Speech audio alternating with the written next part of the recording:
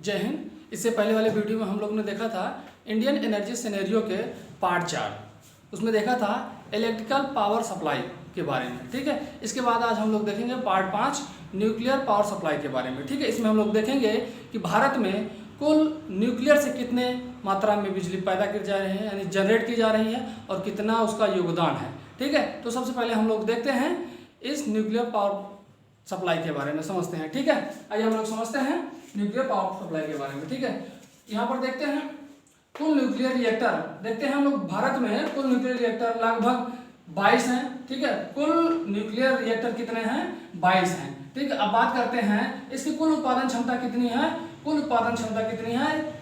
7380 megawatt. ठीक है, अब बात करते हैं हम लोग कुल ऊर्जा उत्पादन का, यानी इसकी जो कैपेसिटी है, यह पूरे जितने एनर्जी भारत में यूटिलाइज किया जाता है, जितना बनाया जाता है, उसका जो कुल क्षमता है लगभग 1.68% योगदान है। कितना योगदान है? 1.68%। ठीक है, अब बात करते हैं इसमें लगने वाला जो फ्यूल होता है, बेसिकली यहाँ पर यूरेनियम का यूज किया जाता है।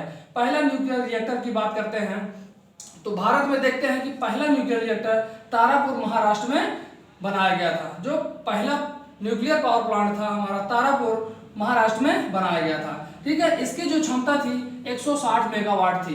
ठीक है, यह यूएसए के सहयोग से बनाया गया था।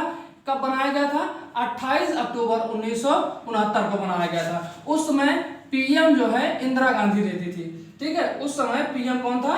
इंदिरा गांधी थी। ठीक है, यहाँ पर बात करते हैं, यह न्यूक्लियर जो है भारत का सबसे बड़े में से 5वें स्थान पर ऊर्जा स्रोत माना जाता है। ठीक है, भारत में जो ऊर्जा स्रोत होता है वह 5वां स्थान है। ठीक है, बात करते हैं हम 2021 में, यानी 2020 और 21 में न्यूक्लियर पावर का कुल एनर्जी का 3.1% योगदान रहा है। ठीक है, अब बात करते हैं इसके बाद यहाँ पर 10 और न्यूक्लियर का निर्माण होना शुरू हुआ है, जिसकी क्षमता 8000 मेगावाट है। ठीक है, अब हम बात करते हैं, अनुमान लगाया गया है, वैज्ञानिकों द्वारा अनुमान लगाया गया है 2032 तक इसकी क्षमता कितना हो जाएगा? 63 गीगावाट की यह योजना बनी है। यह 2032 तक होने की संभावना है।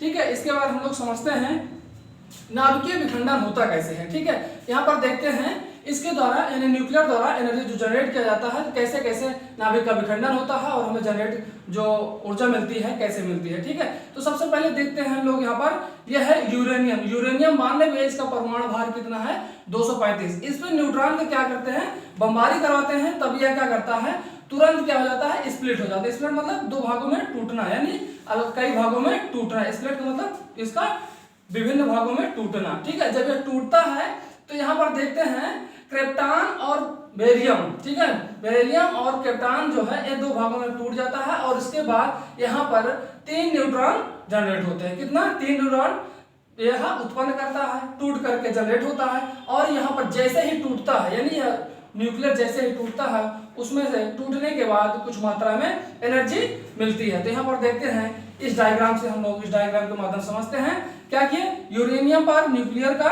बमबारी करवाए, उसके बाद यहाँ पर यूरेनियम देखते हैं स्प्लिट हुआ, यानी टूट गया। टूटने के बाद यहाँ पर देखते हैं 3 न्यूट्रॉन आपस में यह विभिन्न भागों में डिवाइड हो गए, और उसके बाद देखते हैं क्रिप्टॉन और बेरिलियम यहाँ पर यह निकल गया। ठीक है, इसके बाद यह पुनः भी यूरेनियम बन जाता है।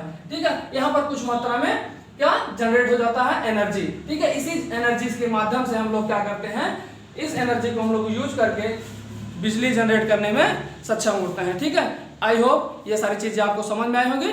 ठीक है, तो आप हम मिलते हैं अगले वाले पार्ट में, तब तक के लिए जय हिंद।